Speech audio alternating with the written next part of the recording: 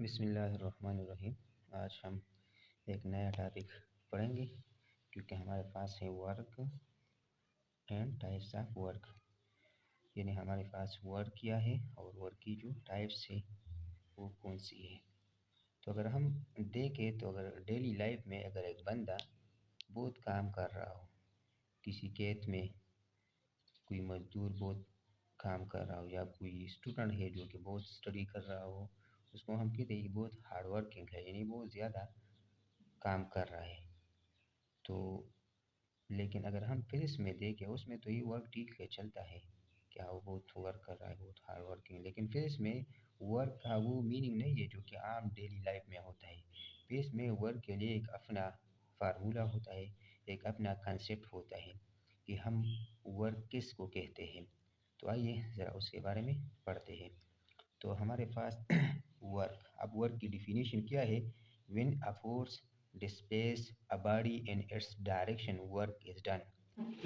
यानी अगर किसी बॉडी पे फोर्स लग रही हो और वो बॉडी उसी फोर्स की वजह से कुछ डिस्प्लेसमेंट कवर करे, यानी वो डिस्प्लेस हो जाए अपने ओरिजिनल पोजीशन से एक फोर्स की डायरेक्शन में, तो उसको हम कहते हैं कि वर्क हो गया, यानी वो हमारे पास वर्क की डिफिनीशन है। अब वर्क का फार्मूला कौन सा है? तो वर्क का फार्मूला है W, यानी वर्क, और जो हमारे पास फोर्स इनटू डिस्प्लेसमेंट, यानी अगर किसी बॉडी पे फोर्स लग रही हो और उसमें डिस्प्लेसमेंट आ जाए तो हम कहते हैं कि हमारे पास वर्क हो गया। अब वर्क का यूनिट कौन सा है? तो हमें पता है कि फोर्स का यूनिट हमारे पास न्यूटन है और डिस्प्लेसमेंट का जो यूनिट है वो हमारे पास मीटर है। तो वर्क का जो यूनिट है वो न्यूटन मीटर है, लेकिन इस न्यूटन मीटर को हम जूल कहते हैं, यानी इसको एक नाम दिया जूल, जो कि एक साइंटिस्ट का नाम था, इसको हम जूल कहते हैं। तो अब हमारे पास ये अब ये हमारे पास एक बॉडी है और इस पे एक फोर्स लग रही है इसी डायरेक्शन में, और ये बॉडी यहाँ से यहाँ तक आ गई, यानी इसने इतना डिस्प्लेसमेंट कवर किया। लेट्स सपोज इस पे जो फोर्स लग रही है उसकी वैल्यू है 10 न्यूटन, जो कि इस डायरेक्शन में लग रही है, और बॉडी ने जो डिस्प्लेसमेंट कवर किया वो हमारे पास है लेट्स सपोज 5 मीटर। तो अब यहाँ कितना काम हुआ, कितना वर्क हुआ, तो हम इस फार्मूले में पुट करेंगे, तो ये हमारे पास आ गया 10 मल्टीप्लाई बाई 50 जूल या न्यूटन मीटर वर्क हुआ। तो हम इसी फार्मूले से वर्क को फाइंड कर सकते हैं। अब इस केस में देखें, ज़रूर नहीं कि हर टाइम जो है ना वर्क सिर्फ इस पे डिपेंड करे, वर्क फोर्स पे भी डिपेंड करता है, डिस्प्लेसमेंट पे भी डिपेंड करता है, और इसके दरमियान एंगल पे भी डिपेंड करता है। यानी अगर हमारे पास एक बॉडी पे फोर्स लग रही हो और वो डिस्प्लेसमेंट कवर करे, तो सिर्फ इससे हमें पता नहीं चलता कि कितना काम हुआ, हमें एंगल से भी, एंगल को अगर हमें एंगल पता हो तो फिर हम बता सकते हैं कि हाँ इसने कितना काम किया। मतलब ये कि हमारे पास वर्क सिर्फ फोर्स पे या डिस्प्लेसमेंट पे डिपेंड नहीं करता बल्कि एंगल पे भी डिपेंड करता है। अब देखते हैं इसमें, अगर आप देखें तो यहाँ पर इस साइड फोर्स लग रहा है, लेकिन ये बॉडी जो है ना अपनी रेस्ट हालत में है। जिस तरह एक बंदा अगर किसी वॉल पे फोर्स लगाता है तो वॉल तो मूव नहीं हो रहा है, यानी वॉल में डिस्प्लेसमेंट नहीं आ जाता, यानी डिस्प्लेसमेंट उसमें ज़ीरो है। तो इस केस में अगर हम देखें तो अगर हम वर्क फाइंड कर रहे हैं इस केस में, तो लेट्स सपोज ये 10 न्यूटन फोर्स लग रहा था वॉल पे, लेकिन डिस्प्लेसमेंट ज़ीरो है, तो 10 और डिस्प्लेसमेंट की जगह ज़ीरो, तो हमारे पास वर्क की वैल्यू क्या आ गई? ज़ीरो जूल, यानी इस केस में हमारे पास वर्क ज़ीरो हो गया।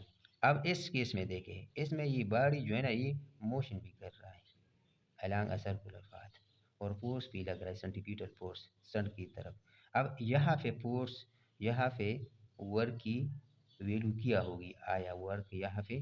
तो आइए अब देखते हैं, यहाँ अगर हम वर्क का फार्मूला पुट करें तो वर्क एफ डॉट डी, तो अगर हम देखें तो हमारे पास यहाँ फोर्स, लेट सपोज ये हमारे पास 5 न्यूटन फोर्स लग रहा है, तो हम इधर 5 पुट करेंगे, लेकिन यह देखिए यहाँ हम डिस्प्लेसमेंट की वैल्यू क्या पुट करेंगे, तो ज़रा सोचे, तो अगर हम देखें तो बारी जहाँ से स्टार्ट हुई थी वहीं पे दोबारा आ गई। तो इसका मतलब है कि हमारे पास यहाँ डिस्प्लेसमेंट क्या हुआ, ज़ीरो। तो 5 मल्टीप्लाई बाई ज़ीरो, तो हमारे पास क्या गया, ज़ीरो जाओ। तो इस केस में हमारे पास वर्क जो है ना ज़ीरो आ गया। तो इसका मतलब है कि हमारे पास वर्क की कुछ टाइप्स है, और कौन कौन सी है तो इसके बारे में अभी पढ़ते हैं। तो सबसे पहले हमारे पास है पॉजिटिव वर्क। अब पॉजिटिव वर्क का क्या मतलब है, पॉजिटिव वर्क का मतलब ये है कि लेट सपोज हमारे पास अगर फोर्स लग रहा हो किसी बॉडी पे, और उस बॉडी में डिस्प्लेसमेंट हो रही हो, लेकिन फोर्स और डिस्प्लेसमेंट के दरमियान जो एंगल है, एंगल थीटा, वो अगर ज़ीरो से लेकर 90 तक हो, यानी 0 से ग्रेटर और 90 से कम हो, तो उस केस में हमारे पास वर्क पॉजिटिव होगा। क्यों? क्योंकि हमें पता है कि वर्क हमारे पास बराबर है एफ डी कास थीटा। तो वर्क फोर्स पे भी डिपेंड करता है, डिस्प्लेसमेंट पे डिपेंड करता है, और थीटा पे डिपेंड करता है। यहाँ फिर अक्सर लोग कहते हैं हमारे पास वर्क का पॉजिटिव होगा, तो ज़्यादातर बच्चे कंफ्यूज होते हैं, वो यही कहते हैं कि हाँ, जब हमारे पास फोर्स और डिस्प्लेसमेंट सेम सेम डायरेक्शन में लग रही हो तो फिर हमारे पास वर्क पॉजिटिव होगा। लेकिन ये तो ठीक है, लेकिन कंप्लीट डिफिनेशन नहीं है पॉजिटिव वर्क का। मतलब ये है कि ज़रूरी नहीं है कि बस सिर्फ डिस्प्लेसमेंट और फोर्स सेम डायरेक्शन में लगे और उसमें एंगल जो है ना वो 0 डिग्री हो तब ही पॉजिटिव होगा, बल्कि अगर एंगल 20 हो फोर्स और डिस्प्लेसमेंट के दरमियान, 50 हो, 60 हो, तब भी पॉजिटिव वर्क होगा।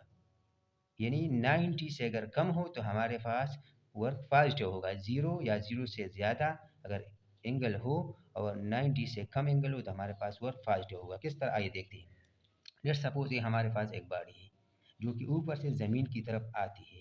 तो अब देखें, एक गाड़ी जब ऊपर से ज़मीन की तरफ आती है, अर्थ की तरफ आती है, तो उसने वो जो डिस्प्लेसमेंट कवर किया तो यहाँ से लेकर यहाँ तक, लेकिन डिस्प्लेसमेंट वेक्टर का उसकी डायरेक्शन क्या है, नीचे, डाउनवर्ड। और जो अर्थ उस गाड़ी पे फोर्स लगा रही है जो कि ऊपर से नीचे आती है ज़मीन की तरफ, उस पर फोर्स भी डाउनवर्ड लगता है। तो फोर्स और डिस्प्लेसमेंट दोनों नीचे की डायरेक्शन लग रहा है, दोनों जो है ना वो सेम डायरेक्शन में है, यानी दोनों के दरमियान थीटा ज़ीरो है। तो इस केस में हमारे पास वर्क कौन सा होगा, वर्क होगा पॉजिटिव। या अगर इस केस में देखिए, ये हमारे पास एक बॉडी है, इस पे ये फोर्स लग रही है, और ये फोर्स इस बॉडी को यहाँ से लेकर यहाँ तक डिस्प्लेस किया, तो फोर्स भी इसी डायरेक्शन में लग रहा है, पॉजिटिव एक्सिस में, और डिस्प्लेसमेंट भी सेम डायरेक्शन में हो गया। तो इस केस में भी हमारे पास जो वर्क है ना वो पॉजिटिव है। लेकिन अब यहाँ पे देखते हैं, जिस तरह मैंने ऊपर बताया कि ज़रूरी नहीं है कि सिर्फ दोनों अगर सेम डायरेक्शन में हो, यानी एंगल ज़ीरो हो तभी पॉजिटिव हो, यहाँ भी पॉजिटिव हो सकता। क्यों? क्योंकि आप देखें तो हमारे पास यहाँ पे डिस्प्लेसमेंट इस साइड पे हो रही है यहाँ, लेकिन जो फोर्स है वो ऊपर इस साइड पे हो रही है। तो दोनों तो सेम डायरेक्शन में नहीं है, यानी दोनों के दरमियान कुछ एंगल है, तो इसमें भी वर्क जो है ना वो पॉजिटिव होगा, उससे कम होगा जो ज़ीरो, क्योंकि ये थीटा पे डिपेंड, सपोज थीटा हमारे पास 60 डिग्री है, और ये डिस्प्लेसमेंट जो है ना वो हमारे पास यहाँ पे लेट्स सपोज 5 मीटर है, और जो फोर्स है वो 10 न्यूटन है। तो वर्क के फार्मूले अगर हम इसको पुट करें तो ये हमारे पास 10, ये हमारे पास 5। तो हम इसको मल्टीप्लाई से अब नहीं करें, क्योंकि हम यहाँ थीटा थीटा की वैल्यू 60 और 60 जो है ना हाफ के बराबर है, 10 5 इंटू हाफ, तो ये हमारे पास 50 और हाफ 25 जूल आ गई। यहाँ पे ये 50 था, यहाँ पे 25 है। क्यों यहाँ 50 था? क्योंकि यहाँ एंगल ज़ीरो था, यानी वर्क मैक्सिमम हुआ, यहाँ मैक्सिमम नहीं हुआ लेकिन फिर भी पॉजिटिव है। देखें ना, यहाँ पॉजिटिव है, यहाँ भी पॉजिटिव है। तो पॉजिटिव का सिर्फ ये मतलब ये नहीं है वो सिर्फ मतलब ज़ीरो एंगल हो तब पॉजिटिव होगा, नहीं। अगर एंगल, यहाँ ये देखें, ये बहुत इंपॉर्टेंट है पॉजिटिव वर्क के लिए, अगर थीटा एंगल ज़ीरो या ज़ीरो से ग्रेटर हो और 90 से लेस हो तो फिर हम उस केस में हमारे पास वर्क में ना पॉजिटिव होगा। इसी तरह अगर हम निगेटिव देखें, निगेटिव वर्क, तो देखें ये हमारे पास बॉडी है जो कि यहाँ से ऊपर की तरफ हमने फेंका है, ज़मीन से ऊपर की तरफ, तो ये कहाँ जा रहा है, ऊपर, यानी डिस्प्लेसमेंट कहाँ हो रहा है, ऊपर की साइड, ऊपर की साइड डिस्प्लेस हो रहा है। लेकिन उस पर जो फोर्स लगता है जो कि ज़मीन लगाता है, ज़मीन इस पर कौन सा फोर्स लगाता है, नीचे की तरफ, तो ये दोनों जो है ना वो एक दूसरे के अपोजिट है। तो यहाँ पे फिर हमारे पास वर्क कौन सा होगा, वर्क हमारे पास निगेटिव होगा। क्यों निगेटिव होगा, क्योंकि इनके दरमियान में जो थीटा है वो हमारे पास 180 है, और 180 जो है ना कास 180 हमारे पास निगेटिव 1 आता है। तो इसका मतलब ये है कि यहाँ पे इस केस में हमारे पास वर्क निगेटिव है। क्यों निगेटिव है, क्योंकि डिस्प्लेसमेंट ऊपर की साइड है और वर्क डाउन साइड है, इन दोनों अपोजिट डायरेक्शन में है। यहाँ पे देखिए डिस्प्लेसमेंट इस साइड हो रहा है और फोर्स इस साइड लग रहा है, यहाँ भी वर्क जो है ना हमारे पास क्या है, निगेटिव।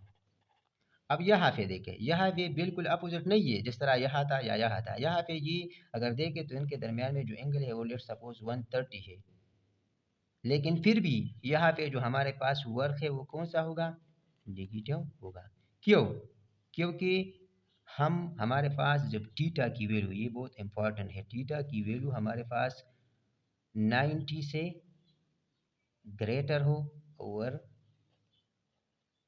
180 हो, तो हमारे पास इस केस में वर्क कौन सा होगा, वर्क निगेटिव होगा। तो ये ज़रूर नहीं है कि सब 180 पे, अक्सर बच्चे ये कहते हैं कि हमारे पास निगेटिव वर्क तब होगा जब उनके दरमियान एंगल 180 होगा। नहीं, 180 ज़रूर नहीं है। 180 अगर होगा तो वो तो निगेटिव होगा ही होगा, लेकिन अगर 180 से कम और 90 से ज़्यादा हो तब भी वो निगेटिव होगा, क्योंकि कास थीटा की वैल्यू 90 से ऊपर माइनस में आ जाता है, वो माइनस में होता है। इसी तरह अगर हम देखें तो यहाँ ज़ीरो वर्क। अब ज़ीरो वर्क का क्या मतलब हुआ, इस बंदे को देखो, इसने ये इस साइड जा रहा है, वो लेफ्ट साइड जा रहा है, लेकिन उसने ये पकड़ा है अपने सर के ऊपर, तो आए उसने वर्क किया फिजिक्स के मुताबिक। देखिए इसने डिस्प्लेसमेंट कवर किया, ये फोर्स भी लगा रहा है, तो क्या इसने वर्क किया, क्योंकि वर्क के लिए फोर्स और डिस्प्लेसमेंट चाहिए, लेकिन दोनों है, नहीं किया। क्यों, क्योंकि ये सिर्फ फोर्स और डिस्प्लेसमेंट पे डिपेंड नहीं कर रहा, बल्कि थीटा पे भी, एंगल पे भी डिपेंड कर रहा है। तो इस केस में देखें तो डिस्प्लेसमेंट इस साइड है, लेकिन ये जो है ना फोर्स कहाँ लगा रहा है, ऊपर, क्योंकि उसने इसको पकड़ा है। तो हमारे पास थीटा क्या हुआ, 90 इस केस में।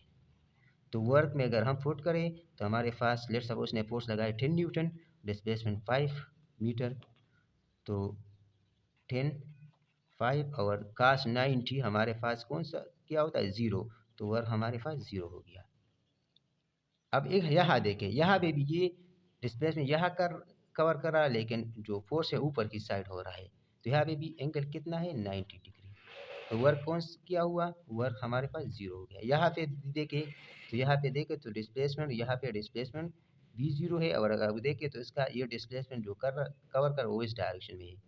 तो मतलब ये कि डिस्प्लेसमेंट और फोर्स का मान थीटा क्या है, 90 डिग्री है। तो इसका मतलब है कि जब हमारे पास थीटा 90 डिग्री हो तब हमारे पास वर्क ज़ीरो होगा, लेकिन अगर थीटा ज़ीरो, एंगल ज़ीरो या ज़ीरो से लेकर, ज़ीरो से ग्रेटर हो और 90 से कम हो, हमारे पास पॉजिटिव वर्क होगा। लेकिन 90 से ज़्यादा हो और 180 हो तो हमारे पास वर्क जो है ना वो निगेटिव होगा। लेकिन यहाँ एक क्वेश्चन रहता है बस, लास्ट में, वो कौन सा है, जब हम कोई हमसे पूछता है कि यार हमने एक गाड़ी को ऊपर फेंका है दोस्त में, आप वर्क जो है ना फाइंड करें, तो ज़्यादातर बच्चे यही कहते हैं कि यार ये वर्क है ना वो हमारे पास निगेटिव है। अब क्यों कहते हैं, क्योंकि वो यूँ सोचते हैं कि जब हम गाड़ी को ऊपर फेंकते हैं तो गाड़ी तो ऊपर की तरफ जाती है, जिस तरह इस केस में, लेकिन जो हमारे पास फोर्स ऑफ ग्रेविटी है वो नीचे की तरफ होता है, तो दोनों एक दूसरे के अपोजिट डायरेक्शन में है। तो ये तो ठीक है, लेकिन ये करेक्ट नहीं है। क्यों, क्योंकि अगर वो आपसे पूछता है कि वर्क फाइंड कर ले, तो आप उनको बताइए कि कौन सा वर्क आया, मैंने जो वर्क किया वो, या जो अर्थ कर रहा है। तो अगर वो आपको बताता है तो ये निगेटिव भी आ सकता है और पॉजिटिव भी आ सकता है। क्यों, कैसा, क्योंकि अगर मैं अपने जो मैंने फोर्स लगाया है, तो मैं तो ऊपर की तरफ बाल को फेंक रहा हूँ, तो मैंने ऊपर की तरफ फोर्स लगाया है, और बाड़ी भी ऊपर की तरफ जाती है, तो दोनों का डायरेक्शन सेम है, तो वर्क पॉजिटिव होगा।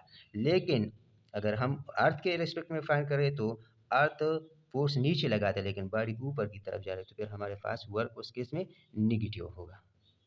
तो दोस्तों ये जो चैनल है इसको सब्सक्राइब करें और बेल आइकन दबाएं, ताकि मेरी हर नई आने वाली वीडियो आपको बर वक्त पहुंच सके।